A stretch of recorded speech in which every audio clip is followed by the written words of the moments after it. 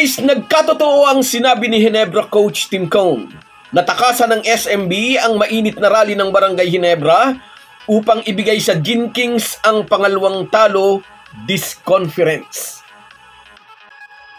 Pag-uusapan po natin yan, pero bago ang lahat ay maglalambing po ako sa inyo na isubscribe ninyo itong ating channel at kung di masyadong makakaabala ay i-like at paki-share na rin ninyo. Malaking bagay po yan sa aming mga vlogger. Maraming salamat. Mga ka-Republic, natakasan ng SMB ang Big Ginebra Rally sa mga huling minuto ng kanilang laro kagabi para manatiling walang talo dito sa ongoing All-Filipino Conference.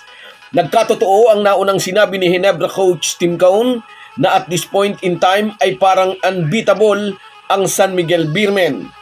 Wire-to-wire finish ito para sa SMB dahil mula sa pag-uumpisa ng laban ay hindi nakatikim ng lamang ang mga bataan ni Coach Tim Cone. Ngunit natamo man ng Ginebra ang kanilang pangalawang talo sa 5 laro ay ilang beses ding na-excite ang mga Ginebra fans. Una nang mag-dunk si Japet Aguilar mula sa baseline drive at pangalawa nang magsimulang tapyasin ng Gin Kings ang 18 puntos na kalamangan ng Beermen.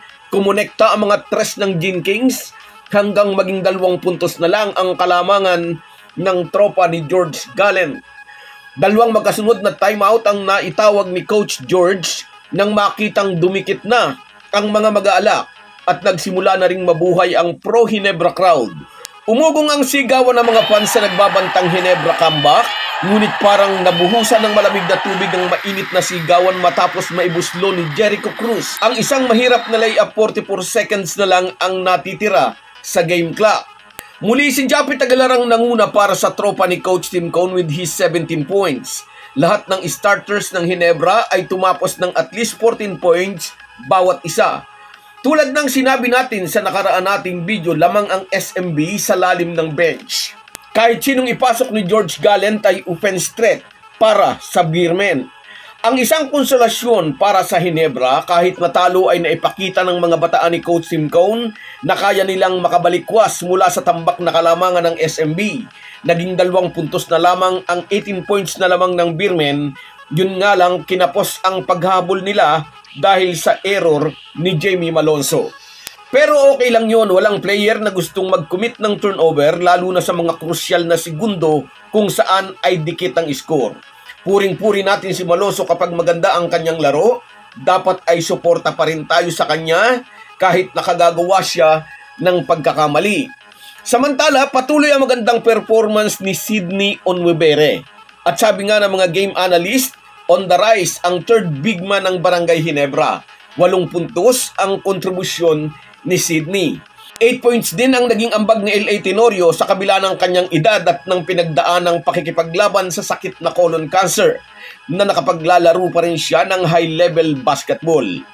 May 16 points si Maverick Ahanmisi, 15 points si Stanley Pringle at 14 points si Christian Standhardinger.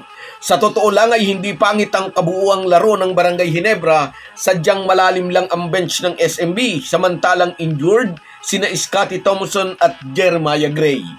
Sa mga bigs ay ipinakita ng Gin Kings kayang tapatan ni na Japet, Christian Standhardinger at Sydney Onwebere ang mga bigs ng SMB. At kung nakapaglaro lang sana si Scottie Thompson, posibleng maiba ang resulta ng laban. Hindi bali mga Cubs, tiyak na muli pang magkakaharap ang Ginebra at ang SMB. At kung totoo ang analysis ng mga basketball aficionados, baka nga raw preview ito ng darating na finals sa conference na ito. At dito naman tayo sa isa pa nating basketball update. Minarder ng Northport Batang Pier ang talk and text sa likod ng mainit na shooting ni Arvin Tolentino. 29 points na may kasama pang 8 rebounds, 5 assists at 2 steals. Ito sa kabila ng maugong na usap-usapang di magtatagal at magpapalit na siya ng basketball uniform. May usap-usapang posibleng Magnolia Hotshots ang susunod na destinasyon ni Arvin Tolentino. Dating Ginebra player na na-trade sa Northport, kapalit ni Jamie Malonzo. Ngayon ngay matunog ang isyung biyaheng Magnolia na siya, another team under SMC Group. Hindi raw niya iniisip ang rumors na iyon. Sabi ni Tolentino, professional daw siya at 100% daw niyang ibibigay ang kanyang best sa Northport habang narito pa siya. May 2 championship na si Arvin Tolentino noong nasa Ginebra pa siya bilang role player. Pero lalong umusbong ang kanyang karir nang malipat sa Batang Pier. Kung mapupunta nga siya sa Magnolia, dagdag bala ito para sa tangke ng hotshots. Sunod na makakalaban ng Batang Pier ang Magnolia na di umano ngay interesado siyang harbatin. So guys, yan lang muna. Hanggang sa muli. Kung wala po kayong mga viewers namin ay walang magtatagumpay na vlogger, kaya gusto ko kayong pasalamatan sa paminsan-minsang pagsa-shoutout. Shoutout sa iyo, Borlagatan Donald. Oo, turnover. Erwin Santiago, shoutout din sa'yo. Kinapos tayo, idol. Sa'yo rin, kabayan, Efren Mendoza. Kinapos ng konti, kabayan. Bawi next time. George Batung, underdog na. Nagka-error pa. Fernando Alvaro, shoutout sa'yo. Diyan sa Pangasinan. Shoutout din sa'yo, Rosemary Juan, at sa iyo, Bia. Happy watching lagi. Shout out Romeo Conchada and Kats Aquino Dokusin. Ganyan din sa'yo, Berhelio Martinez. Ito ang masarap kakampi, manalo matalo, Ginebra pa rin. Team Reyes, dapat kuha nga ng isa pa, doon tayo kinulang.